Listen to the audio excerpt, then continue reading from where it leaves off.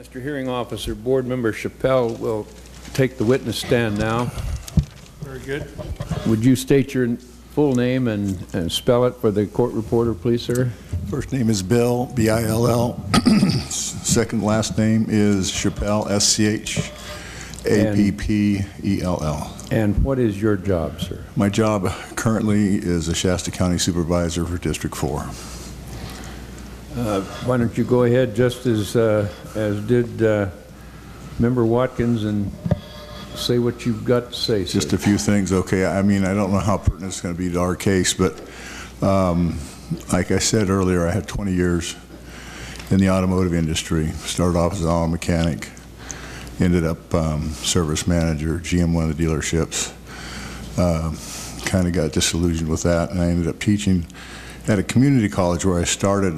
The Class A smog license was the first one that they did for cars. And even though the cars weren't retrofitted, when they initially put them on, the cars weren't really ready for them, because a carburetor doesn't put out or emit constant fuels.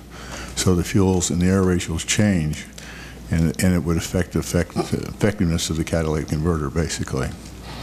But when they finally went to fuel injection, where they can control the fuel better, it made the catalytic converters work a lot better. But one of the problems is, and like we were talking about the odors coming out of the diesel pipes, the one gentleman said he can't even be behind the trucks. You know, for every action, you got a reaction, and sometimes it's not good. So the catalytic converter purpose was to do carbon monoxide and hydrocarbons. That's what they were going to clean up. So the hydrocarbons are small particles of unburned gas. Converter's hot, cooks them, evaporates them, gets rid of it. But what came out of that is sulfuric acid. And then if you remember, especially some of the older catalytic converter cars, it smelled like rotten eggs driving behind them. And that's what you were smelling, is sulfuric acid. When I taught smog, this was back now, the last time was like 80, so science could have changed. But I did a lot of studying because I was teaching mechanics at night, and they had a lot of questions because it was something new, just like what's going on now. You know, you know what I'm saying? Like this particulate filter's new, everybody's apprehensive because they don't know exactly what's going on. So I did a lot of studying, and I actually started studying diesels too, and they hardly would address diesel fuel. They just said it was soot. It was, you know, and it was basically dirt. It was inert, and it was dropping to the ground. So I'm not for sure why we're trying to filter something of an inert material that doesn't actually go into the sky like they're trying to tell us it does. It actually goes right back on the ground again. So I'm not understanding that at all. I'd like to know what the exhaust odor is, because when you're burning that ammonia that goes through there with the distilled water and with the heat and temperature, could easily turn it into a negative, you know, something that could be carcinogenic or whatever. We don't know, but they're not going to tell you if they even know, and I doubt that most of them even know about it anyway.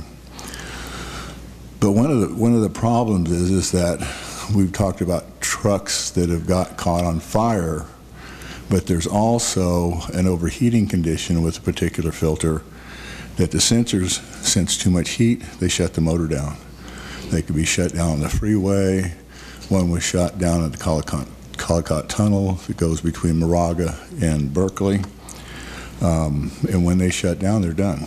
Okay, and that's happened a lot of times. So there's a danger there. Okay, the filters. There's a lot. The manufacturers that manufacture the filters, some of them have gone out of business. And of course, it's just my opinion, they may have done it purposely because they could probably see some lawsuits coming back at them, especially if they ever tie these fires to the manufacturer. They're going to have liability also with that. So the filter manufacturers, they change. And there'll be a truck that can go into a shop and he can have an obsolete filter that necessitates changing the whole filter. There's not parts for it anymore. So that's another big problem that can happen. And with the new trucks, and that's why I wanted to make sure everybody understands, the new trucks aren't the utopia, and you get away from it, because what happens with the old trucks is that the motor's got mileage on it. So it may burn a little oil. It may have a little bit of a leaky injector. That puts a ton more heat into that particulate filter. And that's where a lot of the problems lie. The new trucks, now that they're dialed in for all that stuff, they still have problems. They have problems with overheating. They have run problems. And one of the things that they've done, because one of the guys was talking about the logging trucks coming down the hills and he's idling and everything. Okay, when they idle like that, those trucks, they build up a lot of fuel. And then that gets that filter really, really hot. So what's happened with the newer trucks, it's either 3 to 5 minutes they'll set and idle and they just shut off. So that kind of puts the truck driver, to me it would, at some sort of risk if he's spending the night on the Mojave Desert with no air conditioner, or he's up in Alaska with no heat. Okay, so that's one of the ways that, and it's just compounding the error, right? I mean, you're shutting the motor off. So I know a truck driver, I know him personally, and his shuts off. You know, he's got himself where he tries to hook into a 110 heater, but then for error, he's done. One of the things that, and this, what Fred's doing here is really important, because EPA, and a lot of you people out here already know about it, maybe somebody don't, but EPA is totally behind this CARB situation. And EPA is pushing to get it through, because California right now is somewhat like the guinea pig or the experiment, and if we can put this through California, then it's going to spread out through the United States. And it's really important that we can fight it here. And I think that maybe some of the truckers or something can put some money behind this thing so we can get the process done, which would be really advantageous for them. You know, I don't own a truck, and I could say, what do I care about trucks, right? But I got beat out of my business up in Shasta Lake by the government. If the operators up there would have got behind me, I could have won. But they all thought I had the plague, and they stayed away from me because they didn't want to be next. So right now, it's really the Americans' responsibility to help people in need with issues like this, because it's all going to come down eventually and affect us in our personal lives one way or the other.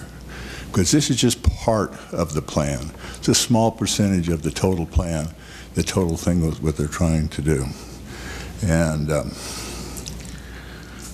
one of the things, I was listening to Fox News the other day, and it was kind of funny. In our economic freedom, we've already lost it. We're 12th in the world. Now, I didn't memorize all 12, and I didn't write them down, but I did remember Chile and Hong Kong, who are ahead of us in economic freedom. So that's what this movement's about. This movement is to crush the economy of America and put everybody down on lower levels where they're really dependent on the government, and that's all they have. So that's why I'm saying that everybody needs to try to help as much as they can the other person that has a problem, because that may not affect you right now, but believe me, they're going to come after everything they can come after. And that's the motivation. And until, the only people that can stop it is us. And the only way we can stop it is through litigation. We're not going to go out there and have a gunfight with them, because they're going to win. But we need to get the proper litigation and get the people educated so they can understand what really a bag of worms they're really in.